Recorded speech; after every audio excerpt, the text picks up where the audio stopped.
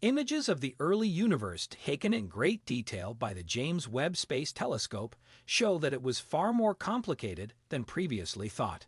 The majority of galaxies in the cosmos emerged between 2 and 5 billion years after the Big Bang, yet in Hubble photos, they were shown as chaotic blobs.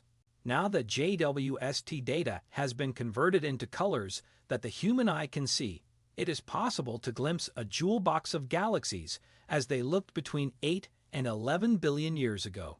Greater detail and fainter galaxies than ever before allow us to see what the human eye might have seen during these extremely early eras. Scientists from various teams across the globe are rushing to analyze the data that the JWST acquired during its first month of full operation, and the new depiction of the young universe is only one of the surprises that are surfacing.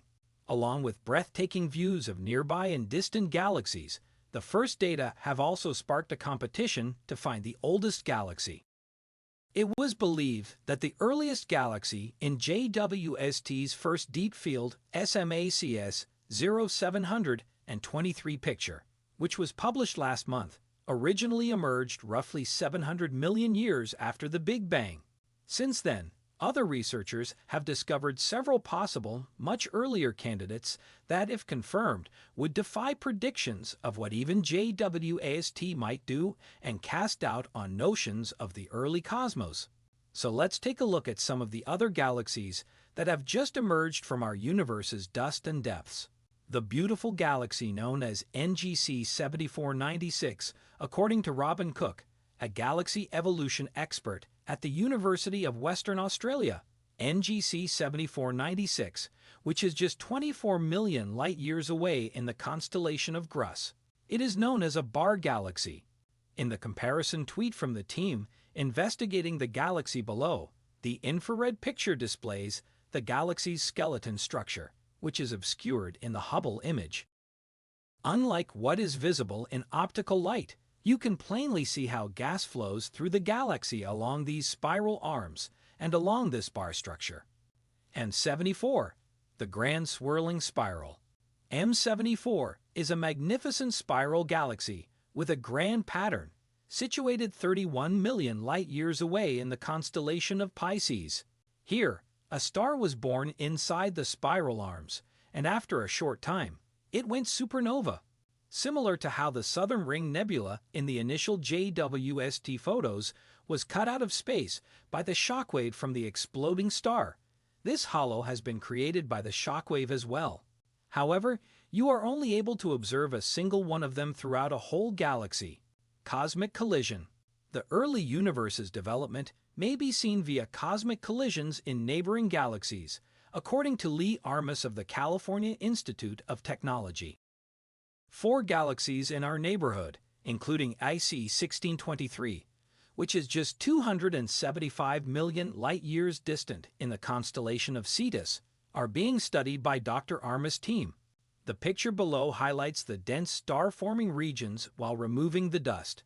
These are just a few of the many dazzling star formations that are hidden and that we were previously unable to view.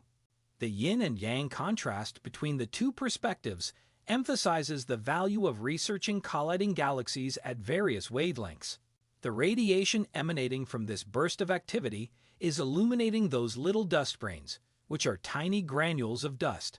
The leftmost galaxy's galactic center is where 90% of the energy in the pair originates. Whether this is coming from a strong burst of star creation or an elusive supermassive black hole buried deeper in the dust is unknown to the research team. The team has not yet found a supermassive black hole in the data they have examined.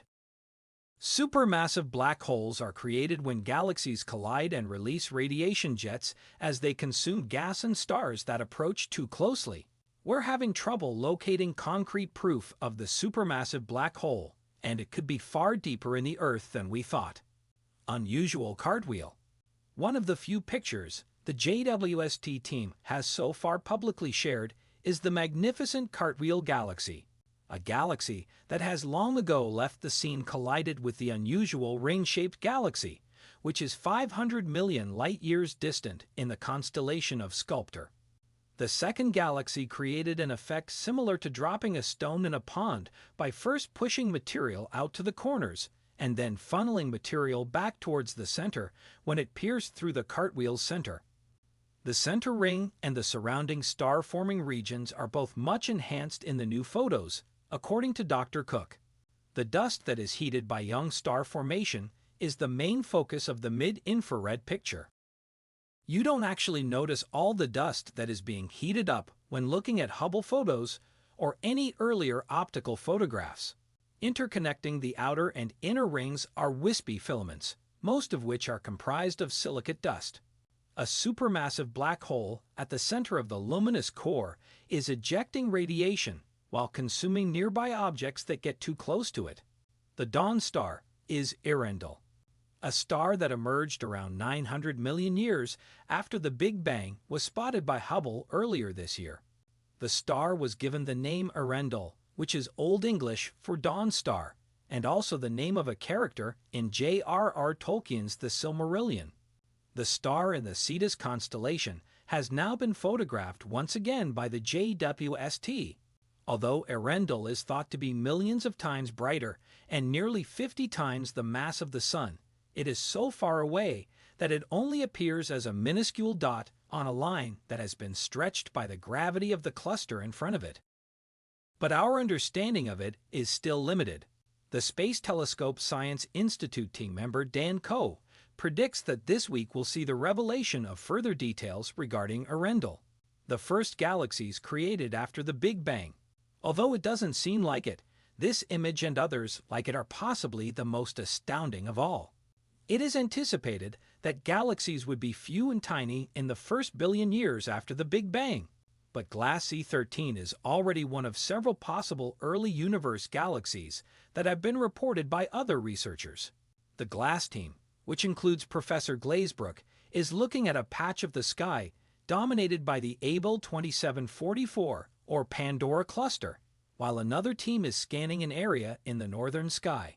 Some teams are focusing on the region dominated by the SMACS 0723 galaxy cluster. We measure distances to nearby galaxies in terms of light years, but since the universe is expanding, it is far more difficult to measure distances to early galaxies.